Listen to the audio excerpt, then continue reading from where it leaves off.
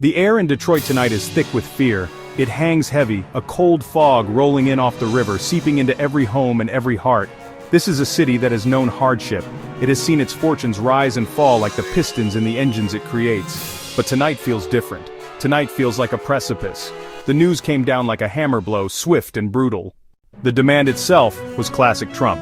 It was bold, uncompromising, and delivered with the force of a political rally cry. From his base in Florida, former President Donald Trump issued what he called a final offer to the American auto industry. He leveraged his immense influence over the steel unions and major American steel producers, essentially forging them into a single powerful bloc. His ultimatum was simple. The big three automakers, Ford, General Motors, and Stellantis, must immediately commit to sourcing a minimum of 90% of their steel from American mills. He called it the American Steel Security Pact, a move he claimed was vital for national security and the American worker. He painted a picture of a revitalized Rust Belt with steel mills roaring back to life, fueled by the insatiable demand of Detroit.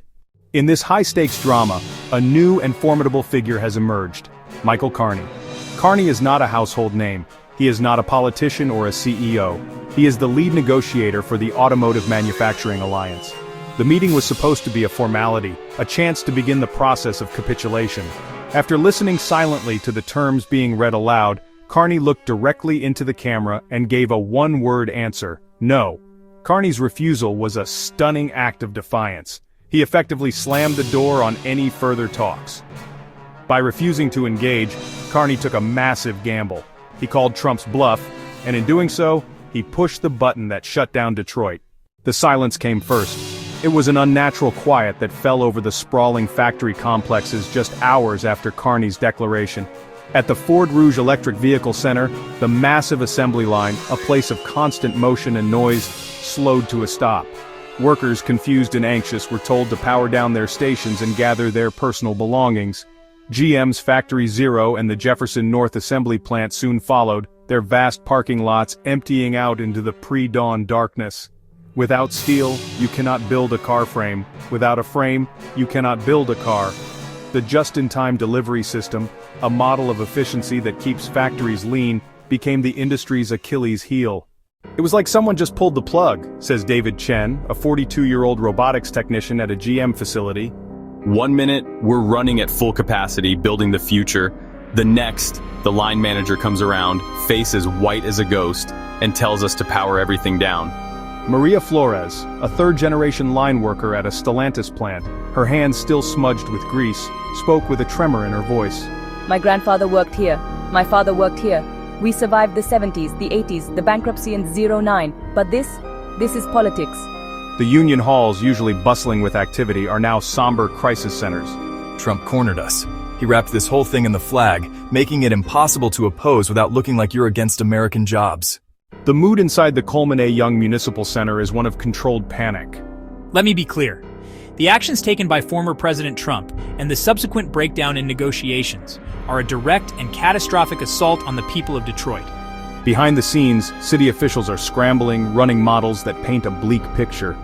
Every day this shutdown continues, the city bleeds millions of dollars. This event threatens to undo a decade of painful recovery. In an emergency session, the Detroit City Council passed a resolution condemning the ultimatum. We have fought too hard to get back from the brink to let one man's ego and another man's pride drag us back into the abyss. At Rosie's Diner, a classic eatery just a stone's throw from a now silent Ford facility, the lunch rush never came. These guys are my family. I know their orders by heart. I know their kids' names. If they're not working, they're not eating here. This story is repeating itself across the city.